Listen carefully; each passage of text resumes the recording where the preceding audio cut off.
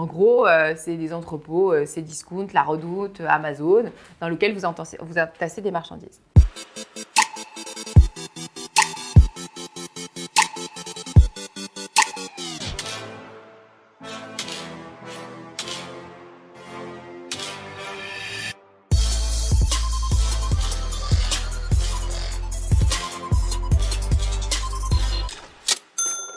Salut à tous, je suis Yoann Torti, cofondateur d'MP Gestion Privée et j'ai l'immense plaisir de vous présenter ma question préférée, le podcast qui vous aide à vous faire votre propre avis sur le monde de l'investissement. Je suis moi-même gestionnaire de patrimoine et dans ce cadre-là, je suis régulièrement démarché par des sociétés d'investissement qui souhaitent que je commercialise leurs produits. Je vous propose donc de participer à une conversation chaque mercredi entre une société d'investissement et moi-même, lors de laquelle nous allons faire la due diligence. Qu'est-ce que c'est la due diligence? C'est simplement l'ensemble des vérifications que doit opérer un investisseur avant de conclure un deal. Concrètement, on va poncer le marketing et les éléments de langage de nos invités dans une conversation, un échange sans bullshit et si possible en s'amusant. Je préfère être franc, ce podcast n'a pas pour but de donner du conseil financier personnalisé. En effet, pour donner le meilleur diagnostic patrimonial, je dois connaître l'ensemble de vos symptômes patrimoniaux. Pour ça, vous pouvez me contacter directement sur LinkedIn. Voilà, il ne me reste plus qu'à vous souhaiter une bonne écoute ou un bon visionnage, selon vos plateformes. Bonjour à tous, je suis ravi de vous retrouver pour un nouvel épisode. Vous allez dire que je commence tous mes épisodes de la même manière, mais là effectivement je suis ravi parce que j'ai galéré à pouvoir caler cette interview. On va revenir dans le monde réel et dans l'ancien monde, puisqu'on va parler d'immobilier, de logistique. Ne coupez pas la vidéo ou n'éteignez pas votre podcast. Vous allez voir, on va rendre ça sympa, intéressant, et vous allez voir pourquoi c'est une classe d'actifs qui a beaucoup performé lors du Covid. Et je suis ravi de recevoir Pauline Collet de chez Alderan. Salut Pauline. Salut Yoann. Bon, mais tout d'abord, je suis ravi que tu sois là après ces 3-4 tentatives après ces 20 péripéties. Exactement, bon, c'est super, on va avoir une petite heure pour parler de logistique. Tout d'abord, question bateau, mais est-ce que tu peux te présenter toi, à titre individuel, ton parcours et surtout Alderan, pour voir en quoi vous êtes un acteur important dans le milieu de l'immobilier logistique. Alors, honneur à ma société de gestion d'abord. Alderan, en fait, c'est une société de gestion de portefeuille immobilier spécialiste de l'immobilier tertiaire et notamment la classe d'actifs activités logistiques, de par le passé de ses dirigeants, en tout cas de ses actionnaires. Parce que en fait, Alderan, c'est l'émanation d'un family office immobilier de 2 entrepreneurs du domaine de la logistique. Le fondateur de Novalliance qui était une des plus grosses plateformes françaises de transport et de logistique. Novalliance qui a été... que ça soit la mode. Voilà, qui a été créée en 1983, j'étais même pas née encore. C'est la foncière aussi de Rémi Bourgeon, qui a été son directeur immobilier au début des années 90, le directeur immobilier du groupe Novalliance. Et donc, c'est de cette rencontre au début des années 90 qu'est née l'envie de collaborer sous la forme d'une foncière qui s'appelle Ogirel. Et puis, Alderan, c'est un spin-off d'Ogirel. En fait, c'est un peu l'histoire du success story. Au départ, on faisait des club deals, souvent sur la logistique. Et puis, progressivement, on a voulu se professionnaliser et s'institutionnaliser. Donc, on a commencé à faire des fonds réguliers AMF, des OPPCI. Et un jour, on s'est aperçu qu'on faisait finalement tout en interne. La seule chose qui nous manquait, c'était d'avoir une propre société de gestion. Et c'est comme ça qu'on a décidé de créer Alderan en 2015, qui a été agréé AMF en 2017. Oui. Okay. Et aujourd'hui, Alderan, c'est un peu plus de 600 millions d'encours sous gestion. Et c'est une équipe de 27 personnes bientôt. Okay. Voilà, donc un fort développement. C'est noté. En ce qui me concerne, ta part. Alors, pour ma part, je suis aujourd'hui directrice du développement et du marketing de chez Alderan. Je suis arrivée chez Alderan il y aura bientôt 4 ans au mois de février pour développer la partie grand public qui n'existait pas. Donc, c'était tout début 2018. Avant cela, en fait, j'ai été conseillère en gestion de patrimoine pendant 7 ans. Exactement, dans un cabinet qui s'appelait Tissier de Malleret et Associés, qui est un des plus gros agents généraux AXA. Et au bout de 7 ans, en libéral, à la com, je me suis dit que j'avais envie de vivre autre chose. Une tranquillité d'esprit. Un petit peu, oui, effectivement. Et donc, j'avais envie de passer de l'autre côté de la barrière. J'avais 30 ans, c'était compliqué de rebondir tout de suite chez un asset manager traditionnel parce que je n'avais absolument aucun réseau. Et donc, je suis passée pendant 1 an dans une start-up qui s'appelle FondShop, qui était un robot advisor B2B et qui permettait aux distributeurs de produits d'épargne d'avoir accès à tout un tas de briques, comme des briques d'allocation d'actifs, des briques d'allocation, des briques d'agrégation, ou tout ce genre de choses-là. Donc, tu as pu switcher du B2C au B2B, c'est ta première expérience? Absolument, c'était ma volonté première, c'était clairement de passer du B2C au B2B, mais en restant dans le même milieu professionnel. Et puis au bout d'un an en start-up, l'avantage quand vous sortez d'une fintech, c'est que de façon très rapide, vous arrivez à vous constituer un mini-réseau, en tout cas suffisant pour rebondir. Et c'est comme ça que j'ai atterri chez Alderan début 2018. Ok, super. Je vais faire 2 précautions oratoires, notamment comme on est sur un produit agréé par l'AMF, on va rassurer ces derniers. On ne fait absolument pas d'appel public à l'épargne. Le but du podcast, c'est vous donner de la ressource et d'aller voir par vous-même l'immobilier de logistique. Et si cela vous convient et vous plaît, soit de passer idéalement par MP Gestion Privée pour souscrire, notamment chez Alderan.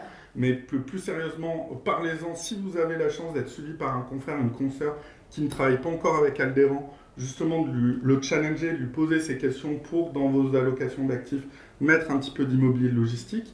Et surtout, n'oubliez pas qu'il n'y a pas de performance élevée sans risque élevé. On va parler de rendement, on va bien évidemment parler des rendements passés, peut-être le rendement 2021, puisque pour tout vous dire, je ne sais pas si à l'image on voit le sapin de Noël, mais on enregistre juste avant les fêtes de Noël, donc tu dois avoir quand même une idée du rendement 2021, logiquement. Oui, a priori, oui. Voilà, a priori. Ça irait pas beaucoup de secrets. On ne pourra pas, bien évidemment, communiquer officiellement sur des futurs perfs.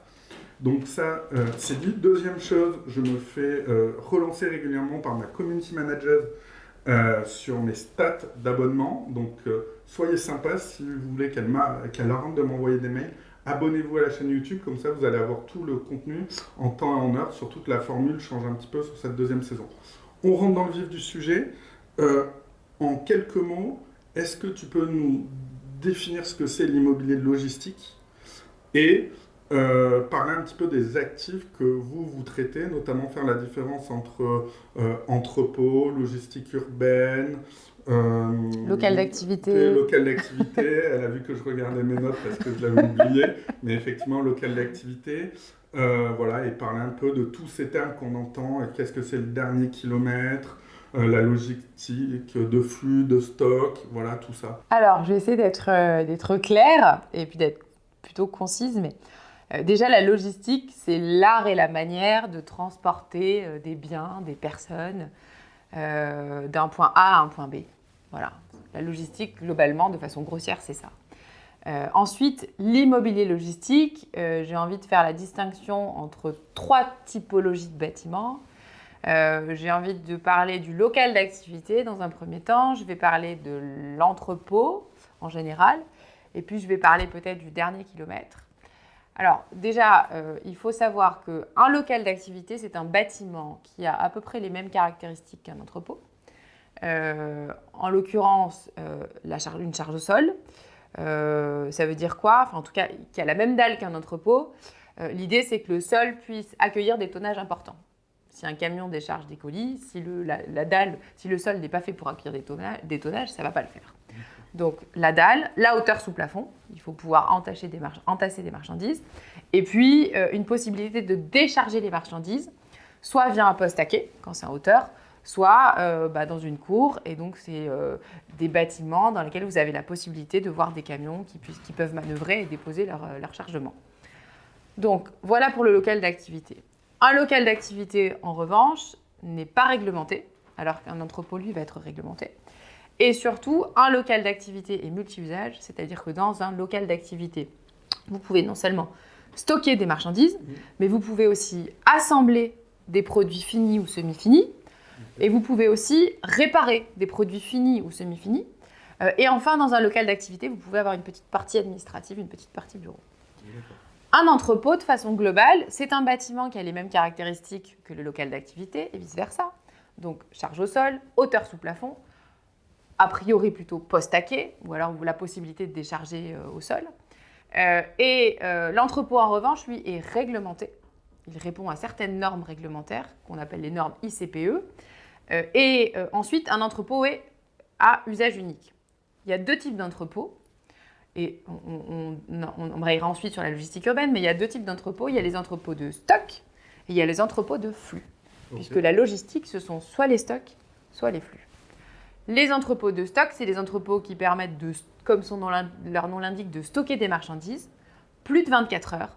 Généralement, ce sont des gros entrepôts. Ce sont des entrepôts de massification des flux et ce sont des entrepôts généralement qui sont loin des bassins de consommation parce qu'ils ont besoin d'avoir une réserve de foncier qui est suffisante. L'espace. Voilà, il y a besoin d'espace, donc on part très loin des bassins de consommation. En gros, c'est des entrepôts, c'est Discount, La Redoute, Amazon, dans lesquels vous entassez des marchandises. Et puis, quand on se rapproche du consommateur final, on va avoir des entrepôts de flux. Et les entrepôts de flux, l'exemple typique, ça peut être un quai de messagerie. Ce sont des entrepôts dans lesquels, comme leur nom l'indique, les marchandises vont transiter et pendant moins de 24 heures. L'exemple type, le quai de messagerie, c'est un entrepôt tout en long. D'un côté, vous avez des gros postes à quai, vous avez des gros camions qui arrivent, qui déchargent leur chargement. À l'intérieur, vous avez toutes les palettes qui sont éclatées. Et puis de l'autre côté, vous avez des postes à quai plus petits. Vous avez des camionnettes. Et les camionnettes de l'autre côté vont aller livrer avec leurs colis à l'intérieur, soit le consommateur final, soit le point de click and collect. Tu as un exemple dans le portefeuille d'Activimo d'Alderan ? Typiquement, et c'est ce qu'on appelle d'ailleurs un actif plaquette chez nous, on a acheté un quai de messagerie à Elancourt, qui est loué à une boîte qui s'appelle GLS, qui est un logisticien du dernier kilomètre. Pour les gens qui ne sont pas de région parisienne, Elancourt 78, oui. On va voir pas mal de sociétés, Guyancourt, Elancourt, c'est des villes où on trouve notamment pas mal d'immobilier de logistique. Oui, c'est une belle zone d'activité. Et en tout cas, ce quai de messagerie-là, pour le coup, c'est une pure opération de logistique urbaine. Et la logistique urbaine, c'est quoi ? En fait, la logistique urbaine, c'est le maillon ou l'avant-dernier maillon de la chaîne logistique. Okay. C'est le point, en tout cas, c'est l'entrepôt d'où viennent les marchandises avant de livrer soit le consommateur final, soit le point de click and collect. Et la logistique urbaine, clairement, c'est ça. On dit aussi logistique du ou des derniers kilomètres. Ça ne veut pas dire le tout dernier kilomètre. Ça veut dire qu'en fait, ce sont les derniers kilomètres. D'accord. Voilà. Pour grosso modo que je sois livré en une demi-journée, grosso modo, il faut qu'il y ait le plus proche de chez moi ce genre d'endroit pour pouvoir assurer la logistique. Exactement. Et en fait, on va plus loin, c'est-à-dire qu'on s'est rendu compte qu'avec l'essor du e-commerce, eh bien, d'un côté, on voyait se développer de gros entrepôts XXL, tous les entrepôts de massification, des flux, vous avez beaucoup de marchandises, vous stockez toutes les marchandises. Mais comme ces entrepôts, on l'a dit tout à l'heure, partent de plus en plus loin des bassins de consommation parce qu'ils ont besoin d'avoir une réserve de foncier suffisante, eh bien, on se rend compte que sont en train d'émerger de nouveaux relais qui, eux, vont être proches du bassin de consommation, proches des bassins de consommation finale et proches du consommateur final. Et ces nouveaux relais, ils sont faciles d'accès par la voie routière. Et en fait, ces nouveaux relais-là, c'est ce qu'on va appeler chez nous la logistique urbaine ou la logistique du ou des derniers kilomètres. Ce sont les nouveaux relais induits à la fois par l'essor du e-commerce et par le fait que la logistique XXL va de plus en plus loin des bassins de consommation. D'accord. Pour quelle raison ? Pour un problème de trouver de l'espace, puisqu'on a du mal à trouver des endroits où s'établir ? Alors en première couronne, c'est de plus en plus compliqué, d'autant que vous avez les États, les mairies qui luttent contre l'artificialisation des sols. Oui. Et donc les entrepôts ne vont pas pouvoir trouver de la place à l'infini, notamment en première couronne, en tout cas proche des bassins de consommation. Oui. Ok, ce qui est logique. Et autre question que je me posais, je vois pas très loin de chez moi, dans le 4-1-train, à Saint-Ouen, ce qu'on appelle des black shops, non ? C'est des black stores, non ? Black stores, des entrepôts qui sont vitrés, noirs, ou on va dire un relais, colis-relais, je sais pas comment on appelle ça, ou parfois c'était le buraliste qui faisait ça. Là, c'est vraiment une grosse boîte. C'est en voie de développement, c'est complètement atypique, c'est des choses que vous regardez en termes d'actifs ou pas du tout ? Je crois qu'on en regarde un même. Il me semble qu'on en regarde un, qu'on en a un dans le pipeline. D'accord. J'en mettrai pas ma main à couper, mais il me semble que oui.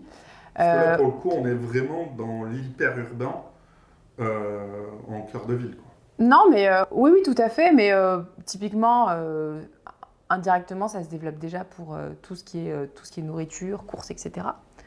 Notamment à Londres, vous avez ce qu'on appelle des dark stores. En gros, ce sont comme des hypermarchés au sous-sol ou dans le noir, Sauf que ce n'est pas le consommateur final qui va chercher ses marchandises, c'est un livreur avec son, je ne sais pas comment on appelle ça, des choses pour pouvoir livrer les marchandises et puis ensuite il va livrer le consommateur final. D'accord, pour être toujours... Il peut même le faire à vélo pour être... Ouais, pour être et surtout être payé en auto-entrepreneur. Pourquoi pas. C'est un autre débat, mais donc oui, ce sont des choses qui vont se développer de plus en plus. Et comment un gérant, en fait, dans son allocation d'actifs, tu vas me dire que tu n'es pas gérante, mais... C'est ça.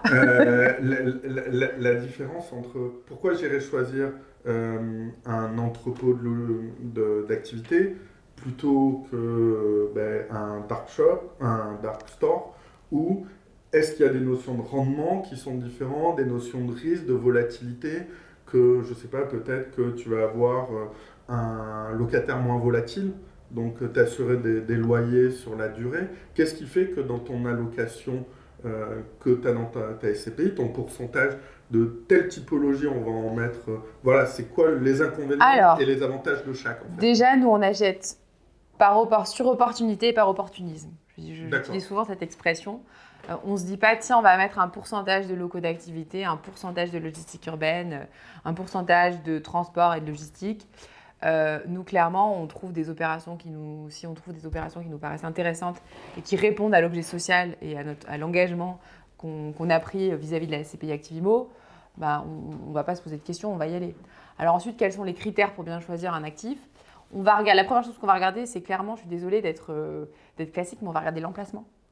L'emplacement, surtout en logistique, c'est important.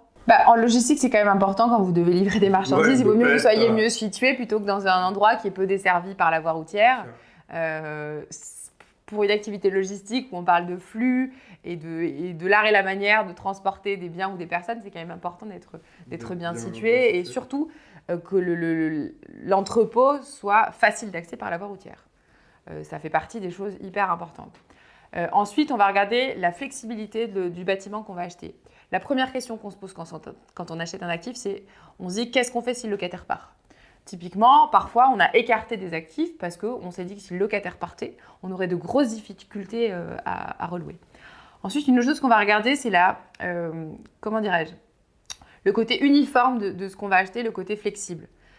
Typiquement, si on achète un entrepôt dans lequel il y a des mezzanines, on sait que les mezzanines sont liées exclusivement au secteur du textile. D'accord. Et donc, si c'est un logisticien qui est lié au textile, alors je ne peux pas vous répondre là, pour le coup, je ne suis pas gérante, mais en tout cas, les mezzanines servent exclusivement au secteur du textile. Et donc, nous, quand on va valoriser un actif, la première question qu'on se pose, c'est qu'est-ce qui se passe si le locataire part ? On se dit que si le locataire part, il est très peu probable qu'on reloue à nouveau un logisticien qui est lié au textile ou à une boîte qui est liée au textile. Ouais. Et donc, quand on valorise l'actif, on considère qu'on sera obligé de démonter les mezzanines. Et donc, quand on valorise l'actif, on considère que les mezzanines ne sont pas présentes. D'accord. Et donc, en fait, il y a tout un tas d'éléments comme ça. Nous, ce qu'on veut, c'est acheter des boîtes qui sont flexibles, qui sont malléables et qui pourraient être facilement relouées. Voilà. Okay. Et après, que ce soit un local d'activité, un entrepôt ou de la logistique urbaine, finalement, peu importe. Ouais. Tant que ça répond au cahier des charges qu'on s'est fixé. Pour reprendre une expression qui n'est plus utilisée depuis, à mon avis, 1988, c'est l'occasion qui fait de l'art. C'est un peu ça. Voilà. Ok, très bien. Donc là, on essaie d'être un podcast grand public. Tout le monde n'a pas la chance d'avoir la surface financière comme les gens qui ont créé Aldéran, avoir des family office, des foncières, pour acheter en direct un entrepôt ou de la logistique urbaine. Du coup, on va démocratiser cette classe d'actifs grâce au SCPI. C'est ce que veut faire c'était clairement ce qu'on voulait faire. Hein. On voulait, quand on s'est lancé quand on s'est dit qu'on voulait aller vers le grand public, déjà on était absolument inconnus de tous. Et donc, en se lançant vers le grand public, il fallait quand même qu'on soit crédible, il fallait qu'on soit légitime. Il fallait quand même qu'on ait une jolie histoire à raconter, parce que vous savez comme moi que c'est important. Et puis, il fallait avoir du pipeline. Et je pense que pour nous, ça a été une évidence que la classe d'actifs activité logistique était la classe d'actifs sur laquelle on serait le plus crédible, le plus légitime et sur laquelle on pourrait apporter une expertise. En fait, on voulait faire bénéficier le grand public d'une expertise historique chez nous. Et donc, on voulait démocratiser ce savoir-faire. Parce que jusqu'alors, je vous rappelle que le projet d'Activimo remonte à 2018.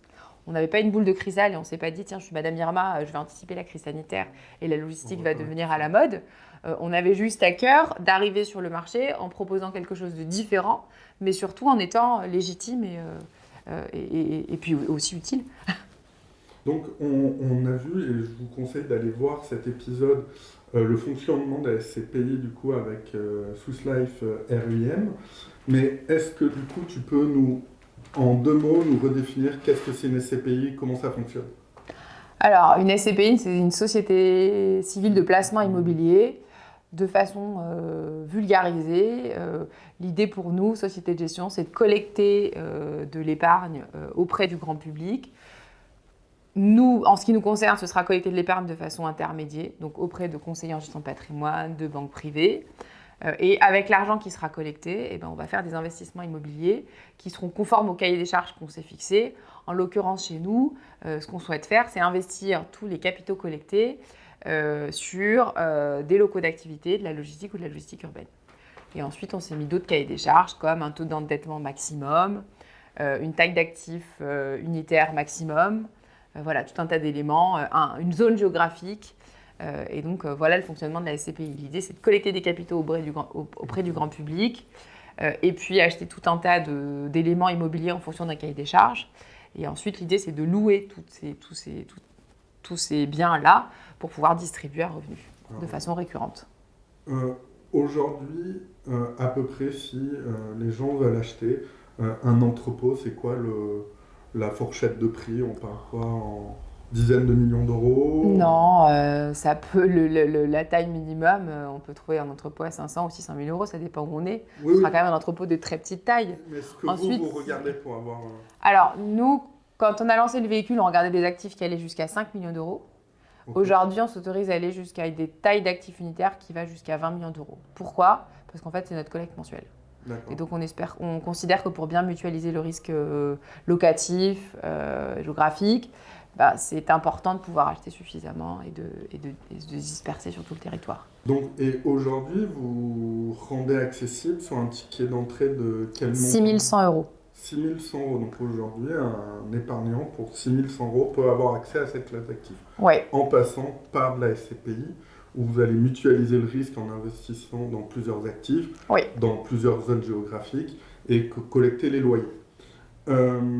Typiquement, aujourd'hui, il y a 52 sites dans la SCPI, et puis c'est en train de grossir. 52 sites. Ouais.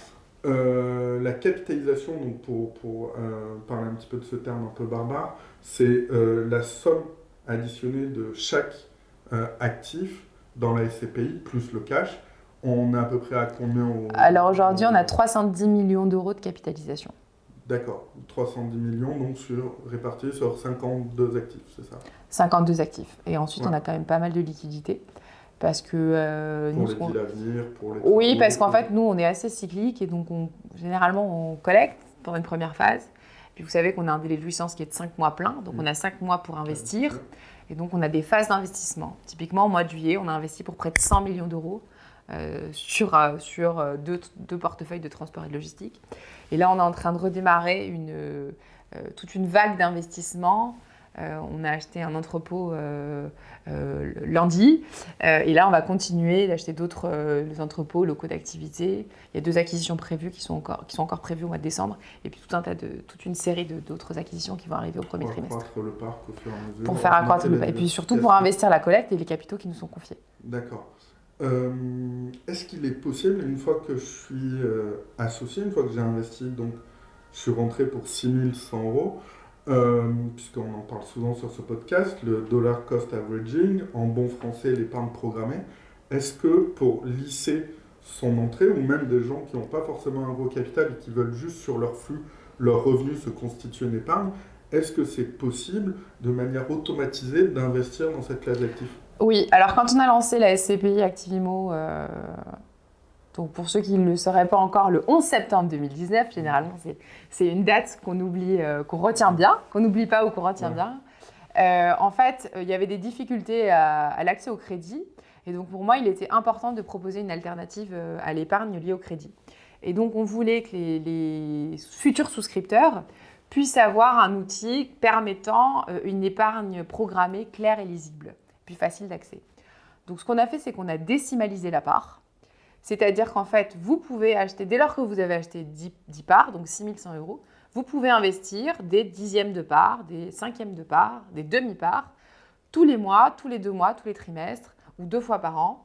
Et donc, ça veut dire qu'en fait, vous pouvez mettre en place une épargne programmée dès 50 €.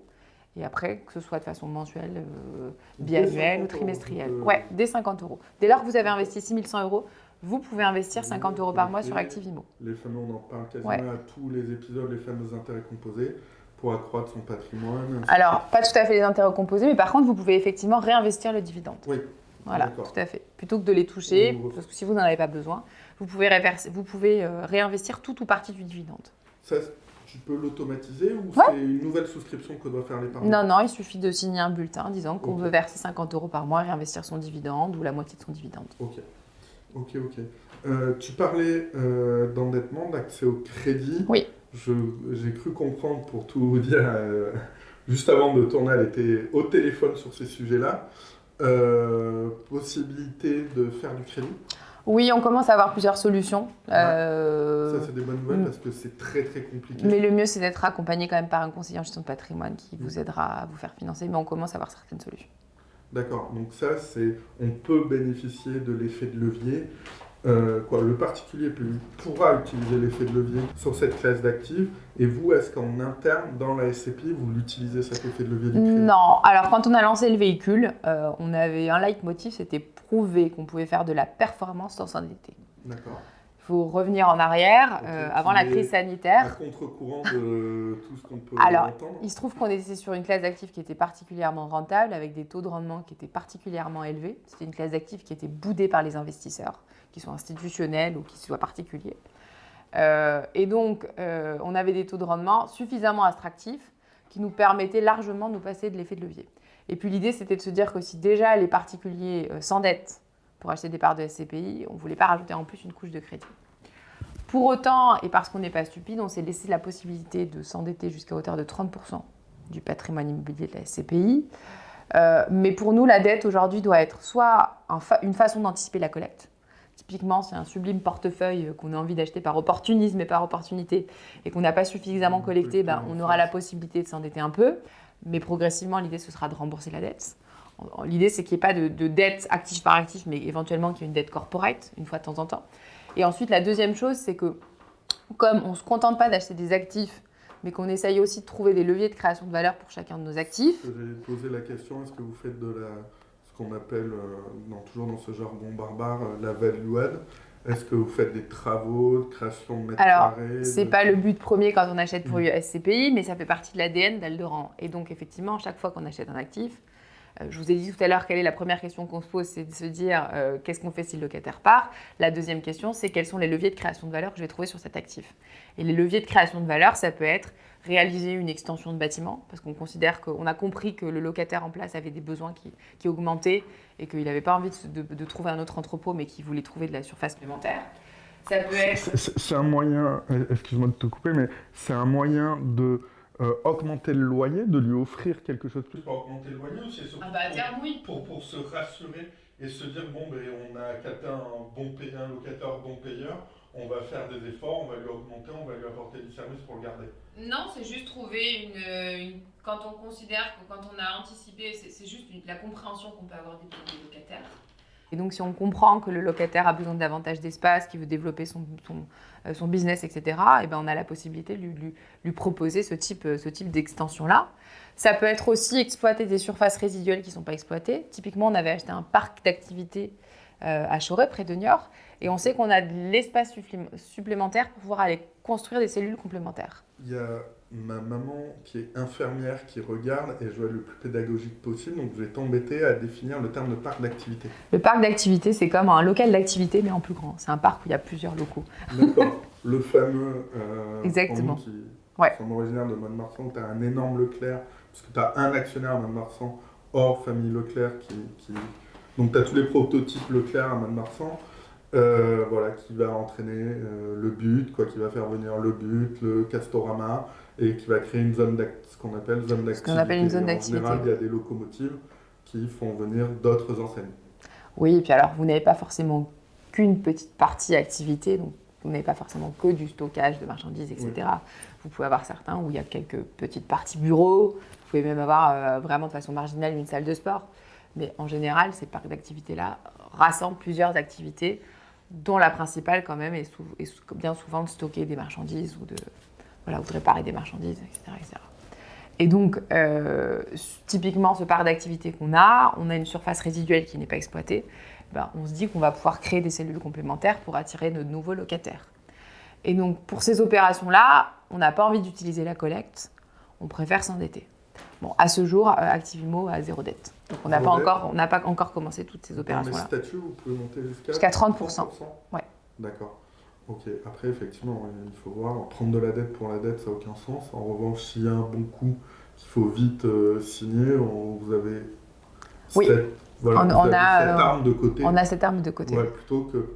Et c'est pour ça qu'il faut... Et c'est notre job en tant que CGP, c'est aussi analyser les SCPI qui sont au taquet de leur capacité d'endettement, d'autres qui vont pouvoir être plus réactifs sur ces sujets-là parce qu'il leur reste de l'effet de levier possible. Ok. Donc, on a vu les tickets d'entrée, capitalisation, les zones géographiques. Vous êtes sur... Pour l'instant, on est France entière. Ouais. On n'a pas de zone particulière choisie en France. Donc, vraiment, là aussi, on achète par opportunité. Je ne vous dis pas qu'on ne regarde pas l'Europe, mais pour l'instant, on considère que la situation économique de la France justifie qu'on reste en France, d'une part. Pourquoi ? Parce qu'en fait, c'est une classe d'actifs dont les actifs, entre guillemets, ont pris beaucoup de valeur, mais où les loyers sont restés quand même plutôt au ras des pâquerettes. On a des loyers en France qui sont 3 fois moins élevés qu'en Grande-Bretagne, par exemple, ou 2 fois moins élevés qu'en Allemagne, et on s'attend à une forte revalorisation des loyers. Et donc, il vaut mieux acheter aujourd'hui en France que d'acheter dans 5 ans où les loyers auront été revalorisés, puisqu'on s'attend, en ce qui nous concerne, à une explosion des valeurs locatives. Ok, on va revenir sur cette idée. On en reviendra, mais et puis le deuxième élément, c'est qu'à chaque fois qu'on achète, l'idée, c'est pas uniquement de sourcer des actifs, mais c'est de réaliser l'asset, c'est de réaliser le property. Et donc, pour aller à l'étranger, c'est la gestion locative, ouais. Et il ne s'agit pas juste de sourcer des actifs à l'étranger, mais derrière, il s'agit de les gérer et de les suivre. Mmh. Et donc, pour ça, on considère qu'il faut avoir des relais suffisamment fiables à l'étranger. Et aujourd'hui, on considère que ce n'est pas tout à fait le cas. Et donc, avant de se lancer à l'étranger, on se renforcera ou on aura besoin de trouver des relais suffisamment fiables. Oui. Maintenant, je ne te dis pas qu'on ne regarde pas parce qu'effectivement, on a conscience que ça fait partie des attentes du marché. Plutôt que tu ne vas pas vouloir balancer sur les autres SCPI, les sociétés de gestion, mais qui s'inventent experts de la Slovaquie, de la Slovénie, de la Pologne, voilà, et je me pose ces questions-là et je suis assez critique et aussi c'est mon job de faire ma due deal avant de proposer des SCPI à mes clients.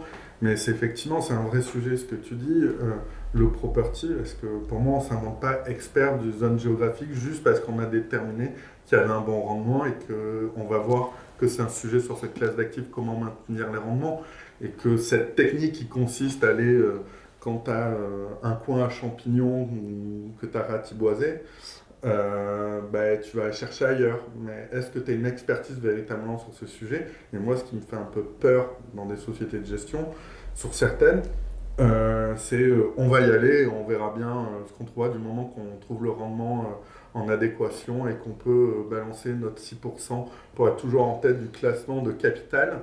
Alors, je ne sais pas comment font les autres, mais en tout cas, ce que je peux dire, c'est que nous, on s'est rendu compte on le savait déjà, mais c'est pas si facile que ça d'aller acheter à l'étranger.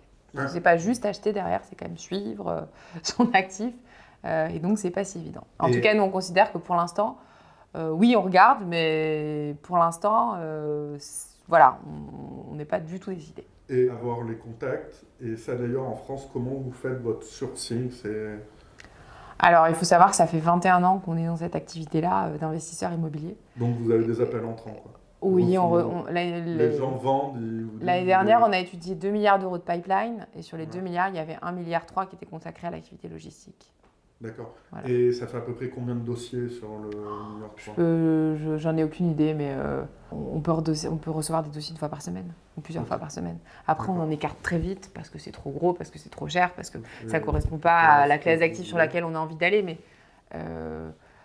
En tout cas, le sourcing aujourd'hui, il est fait à la fois au niveau des gros brokers de la place, mais aussi de façon off-market. Parce qu'il y a des propriétaires qui vendent, parce qu'il y a des mairies qui nous appellent, parce qu'elles vendent un terrain et qu'elles veulent qu'on construise dessus. Ça peut être aussi des avocats. Voilà, on a un sourcing qui est large et qui est diffus. Et c'est vrai que l'expertise historique fait qu'on est quand même abreuvé de dossiers, d'autant qu'on a été identifié comme faisant partie des gros acheteurs de logistique, en tout cas en France. Ok. Tu as évoqué un terme de SCPI cyclique. Est-ce qu'on peut revenir sur ce terme-là et savoir en quoi vous êtes cyclique Cyclique. Comment? Cyclique. Oui. J'ai dit ça, moi, dans une interview? Non, juste là. Ah, d'accord. Voilà. Par rapport au SCPI acyclique, notamment dans la santé et le résidentiel, puisque vous, l'économie et on va dire, justement, cette idée que vous allez avoir des cycles qui sont liés à l'évolution économique, parce que je pense que quand on est dans une récession, forcément, on va peut-être moins produire, doit avoir moins besoin de logistique. Et ça m'amène à une question, comment vous avez réagi face au Covid et pourquoi la logistique a été vraiment la classe d'actifs avec la santé qui s'est trouvée revalorisée suite au Covid? Alors, déjà, je ne pense pas qu'on soit une SCPI cyclique. Pour le coup, je pense que la logistique trouve sa place, quels que soient les cycles de l'économie. Je suis très content qu'on ne soit pas d'accord. Non, parce mais que ça anime un peu le. Pour moi, la logistique, c'est à la fois la partie B2B, la partie B2C. Effectivement, si on est en période de forte croissance, on va avoir besoin de développer l'industrie. Et donc, on va imaginer qu'il y aura de plus en plus de logistique liée à la partie B2B qui répondent finalement aux besoins de tout type d'entreprise. Effectivement, sur la partie B2C, on va penser plutôt au e-commerce. Et effectivement, plus le e-commerce se développe, plus la partie B2C de la logistique va bien, les loyers augmentent, etc. Mais en cas de récession économique, tu es d'accord qu'en B2C, tu vas moins consommer? Oui, mais on aura toujours besoin de transporter des marchandises. Enfin, oui. Comment dirais-je? C'est pas parce que... alors, on peut imaginer qu'effectivement, les locataires vont faire moins de chiffre d'affaires et qu'elles auront plus de difficultés à payer, mais... en tout cas, en ce qui concerne le transport de marchandises, non, je vois pas de sujet particulier sur le côté cyclique ou acyclique de la logistique. Je pense que, enfin voilà, c'est pas un sujet particulier, mais en revanche, beaucoup moins que l'hôtellerie, que ces choses qui sont pour le coup très très cycliques. Ouais, mais même l'hôtellerie, c'est pas forcément cyclique parce que franchement, avant la crise sanitaire, on n'aurait jamais imaginé que l'hôtellerie pourrait être mise à mal comme ça a été le cas. L'hôtellerie, c'est pareil, il faut faire la distinction entre le tourisme d'affaires, le tourisme pour tout un chacun quand on part en vacances, etc. Et ça, pour le coup, même avec les divers confinements, on s'est rendu compte que dès que les frontières réouvraient... Il y a quand même des investisseurs chez Odalis qui tirent la gueule, qui n'ont pas leur loyer et où c'est difficile. Hein. Oui, je comprends, mais voilà, il faut faire le distinguo entre tout type de tourisme, etc. Et donc, c'est pas forcément que ce soit... C'est pas forcément cyclique, c'est juste qu'on a eu on a eu une crise sans précédent auquel on ne s'attendait pas. Et donc, il y a eu des choses sur le marché de l'immobilier auxquelles on ne s'attendait pas non plus. Ok, et comment vous avez réagi face à ça? Alors, au tout début, nous, c'était particulier. Je pense qu'on a réagi comme tout le monde. On a été un peu... déjà, la première chose qu'on a fait, c'est qu'on a essayé de se mettre en orge de marche au niveau de l'activité. Donc, on a tous eu des téléphones portables, des ordinateurs portables. L'idée, ça a été de pouvoir travailler tous à distance. Il fallait qu'on puisse suivre notre plan de continuité d'activité. Et puis, dans un second temps, finalement, on s'est rendu compte qu'on pouvait continuer à travailler.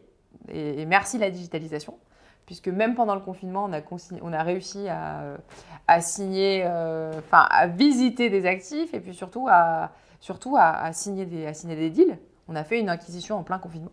Je me souviens, on a même signé une promesse. Et puis, à l'époque, nous, la difficulté, c'était qu'on avait uniquement 2 locataires.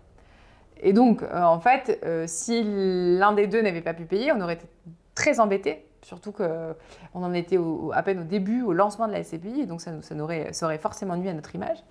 Et on a eu beaucoup de chance, c'est qu'on n'a pas eu de sujet avec nos locataires. L'un était leader européen de la conception d'espaces verts, donc passé la première surprise, les salariés progressivement se sont mis à travailler. Et puis l'autre fournissait les marques repères des supermarchés dans tout ce qui est lingettes pour bébé, piles, enfin en tout cas tout ce qui est non alimentaire. Et puis il y avait une autre marque de capsules de café biodégradable et une marque qui est vendue en ligne. Donc autant dire que là aussi, lui, il ne s'est pas non plus arrêté de travailler. Et donc les deux ont payé leur loyer. Alors on a eu un étalement d'une des deux boîtes, on a accordé un étalement d'un des 3 mois de loyer jusqu'à la fin de l'année pour l'un d'eux, ou 2 des 3 mois de loyer pour l'un d'eux. Mais du coup, on a absolument récupéré l'intégralité des loyers. Vous avez décalé? Non, en fait, on a étalé 2 des 3 mois, Okay. 3 mois de loyer jusqu'à la fin de l'année. Tout a été payé en temps et heure, il n'y a pas eu de sujet. 2020, Sur 2020, oui. Ouais. Donc nous, le Covid, finalement, on ne l'a pas senti passer. Au contraire, ça a été un catalyseur. Je pense que ce qui s'est passé avec la crise du Covid, c'est que les gens ont compris le caractère stratégique de cette classe d'actifs. Ouais. Donc là, vous avez vu les dossiers de CGP, moi y compris, arriver, et là, vous avez pris la barrière. Oui, je dois avouer qu'avant la crise sanitaire, mon job consistait à démontrer l'intérêt de cette classe d'actifs et à faire de la pédagogie sur cette classe d'actifs.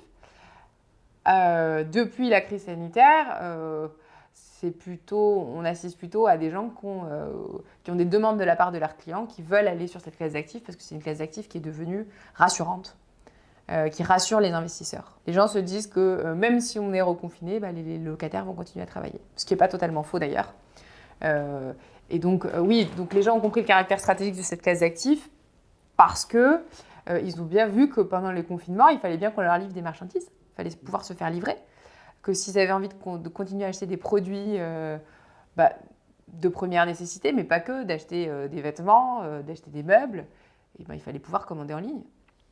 Vous avez même des supermarchés, vous avez même des magasins de textiles, etc., qui, pour rester ouverts, ont fait de la vente en ligne. Et donc, vous veniez récupérer vos commandes au sein du magasin.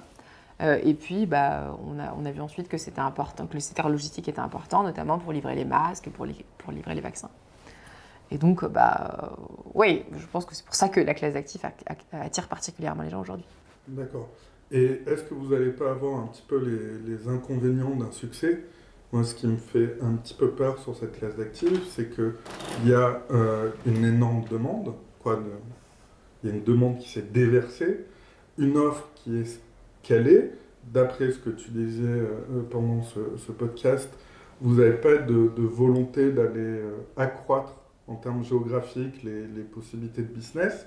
J'ai pas dit qu'on n'avait pas envie, j'avais dit qu'on était prudent. Qu'on était prudent. Voilà, mais pourquoi pas? Parce pour moi, il y a 2 solutions quand on se retrouve dans ce cas de figure-là. C'est soit élargir son spectre de recherche pour augmenter l'offre, et sinon, carrément changer de classe d'actifs. Pourquoi? Parce qu'il y a un phénomène, c'est que si les actifs coûtent de plus en plus cher, vous allez diluer le rendement global de la SCPI. Et les gens sont venus pour vous, certes pour une qualité de gestion, pour une classe d'actifs, mais aussi pour un rendement. Il ne faut pas se le cacher. Et comment ça vous allez faire pour pouvoir toujours délivrer les performances que vous délivrez?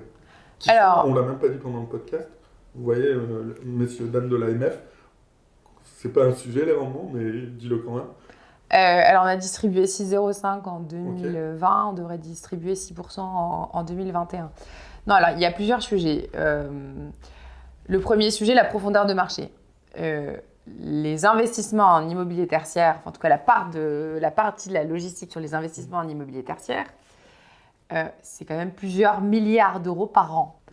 Donc, même si on collecte beaucoup, on ne représentera qu'une petite quote-part de ces investissements-là.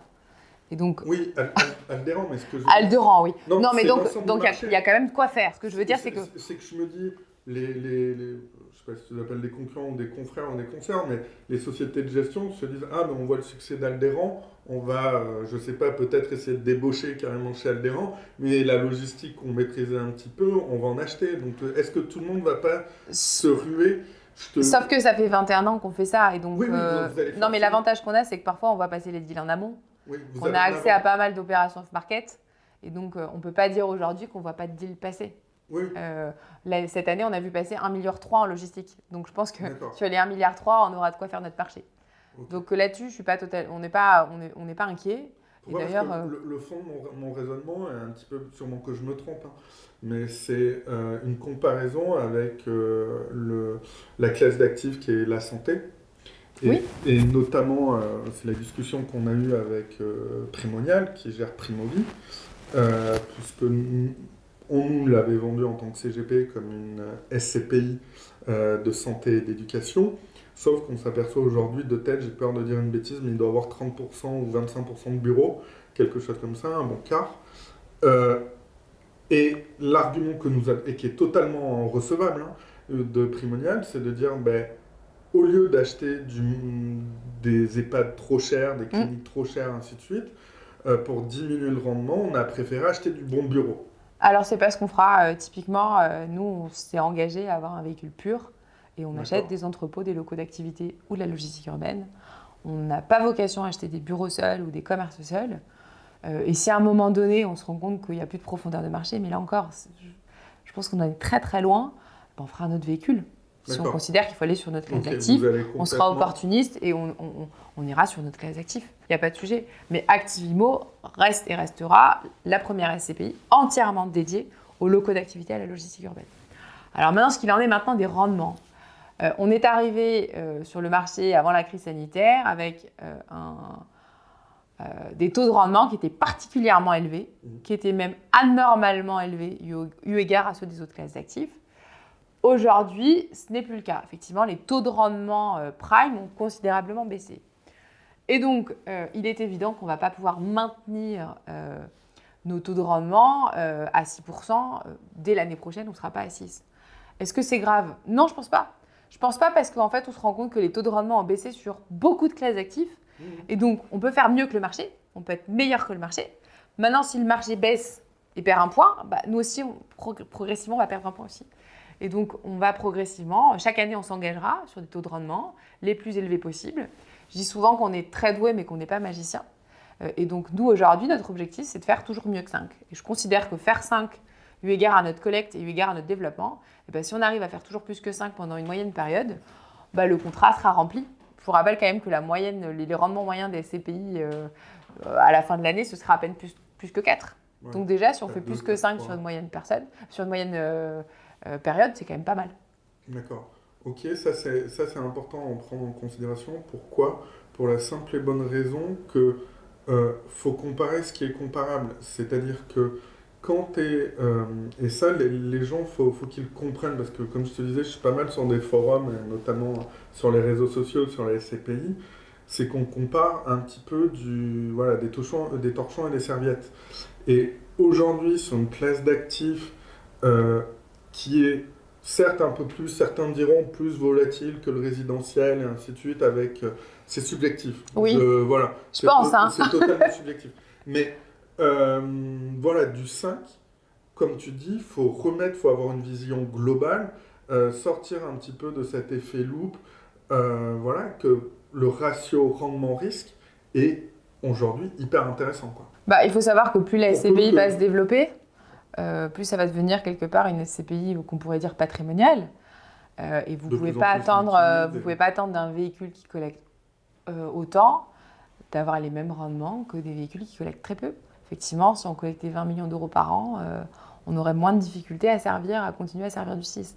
Aujourd'hui, ce n'est pas le cas. Il y a un réel engouement des investisseurs. Sauf que tu accrois en collectant, tu accrois aussi ta liquidité.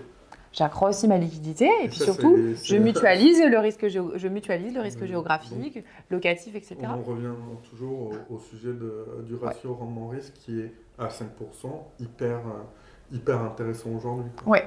Donc ça, c'est important. Et après, si en plus, tu peux mettre un peu d'effet de levier en fonction de ce qui va se passer au niveau bancaire, c'est la cerise sur le gâteau. Super, je pense qu'on a fait le tour. Est-ce que tu aurais une recommandation à nous faire qui n'est pas du tout business ? Oui. Je dirais que pour lutter contre la morosité ambiante et puis surtout pour aller se restaurer, parce qu'on n'a pas pu le faire à l'extérieur, parce qu'on n'a pas pu le faire pendant de nombreux mois, je dirais qu'il ne faut pas hésiter à aller visiter le bistrot Paul Chêne. Je viens d'oublier l'adresse, mais ça va arriver, ou son petit frère, le Petit Chêne, qui est rue Gros. Pardon, la rue ? Rue Gros. dans le 16e arrondissement. 16e arrondissement, c'est la cantine d'Alderan? Non, pas du Non, tout. pas du tout. Non, c'est ma cantine personnelle. Personnelle, ok, super. C'est quel type de cuisine Française. Française? Non, c'est français. Ok, midi, soir, je suppose qu'il y a... Midi, soir, c'est- vous serez bien reçus soit par Sébastien au bistrot Paul Chêne et soit Ok. par Adrien Est-ce que au bistrot Petit les Chêne. auditeurs disent on vient de la part de Pauline Collet, l'apéro est offert ou... En fait, il n'y a pas besoin de venir de ma part, vous aurez toujours un apéro offert. Ok. Voilà, c'est convivial, c'est Super, sympa. bah, et vous posez voyons, une on a pu gratter ça. On a des barres de fer. Donc, où c'est qu'on te retrouve? Rue Lauriston, le bistrot Paul Rue Chêne. Lauriston? Ouais. Ok. J'ai oublié ma recommandation et ça me tenait à cœur. Je ne sais pas si sur les réseaux, peut-être sur LinkedIn, tu suis Jade Grandin de Leprevier. Non, Ça te du parle? tout. Pas du tout. Du tout. C'est une journaliste de l'opinion Oui. et qui, bon, certes est journaliste, mais surtout fait du contenu. Moi, je la vois sur Twitter, se moque un petit peu des discours qu'on peut avoir, notamment politiques ou managériaux, qui veulent rien dire. Elle retranscrit des grandes phrases qui n'ont ni queue ni tête de manière intelligente et c'est assez drôle. Et donc, ouais, si vous voulez aller la voir, moi, ça me fait beaucoup rire. Donc, oui, tu disais, on te retrouve sur quoi? LinkedIn, je suppose? Sur LinkedIn, sur Ocure, Ok. qui est le nouveau réseau social privé pour tous les conseillers en gestion de patrimoine, les banques privées et certaines sociétés de gestion. D'accord. Est-ce que Alderan, vous faites du B2C?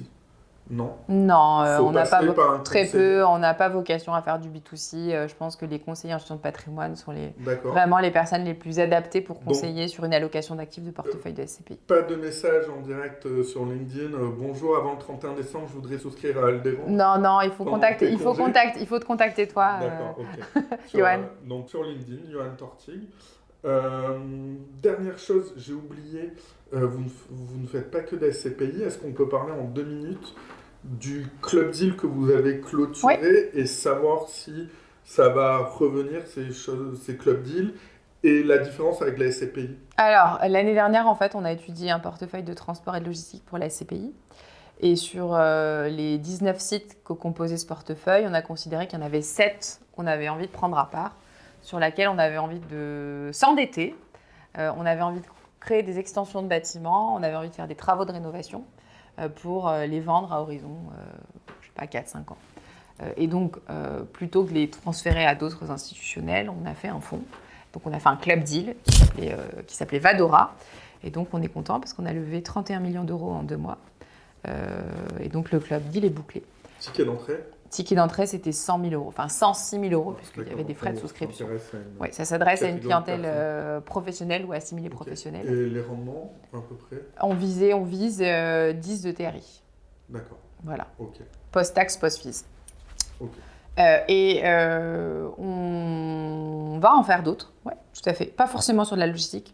Pourquoi? Parce que je vous ai dit tout à l'heure qu'on était assez opportuniste. Et donc, si on trouve d'autres choses intéressantes, en l'occurrence, on a pour projet éventuellement de lancer Vadora 2 sur une classe d'actifs qui est le tourisme, parce qu'on a un portefeuille en tête qui nous semble intéressant, sur lequel on va cibler les mêmes stratégies de création de valeur et le même type de rendement. Ça fait une super deuxième conclusion. Tu viendras nous parler d'immobilier de tourisme peut-être dans une prochaine saison, avec plaisir. Avec grand plaisir. En tout cas, je suis ravi de t'avoir eu. On a pu enfin faire cet épisode. J'espère que les auditeurs ont appris plein de choses sur l'immobilier logistique. Je ne sais pas si je dois vous souhaiter de joyeuses fêtes de fin d'année, puisque de toute façon l'épisode sera diffusé en 2022. Je ne vous souhaite pas non plus une bonne année dans cet épisode-là pour 2 raisons, parce que on s'est suffisamment souhaité une bonne année les 2-3 dernières années et on a vu ce que ça va donner, on va éviter. Et c'est toujours chiant, la personne qui le 15 ou 20 janvier te souhaite ses vœux. Donc voilà, je vous souhaite simplement de vous porter divinement bien et je vous remercie. N'hésitez pas à commenter, c'est hyper important, ça nous donne de la visibilité pour donner toujours de plus en plus de contenu de qualité, je l'espère, et surtout gratuit. Merci Pauline. Merci.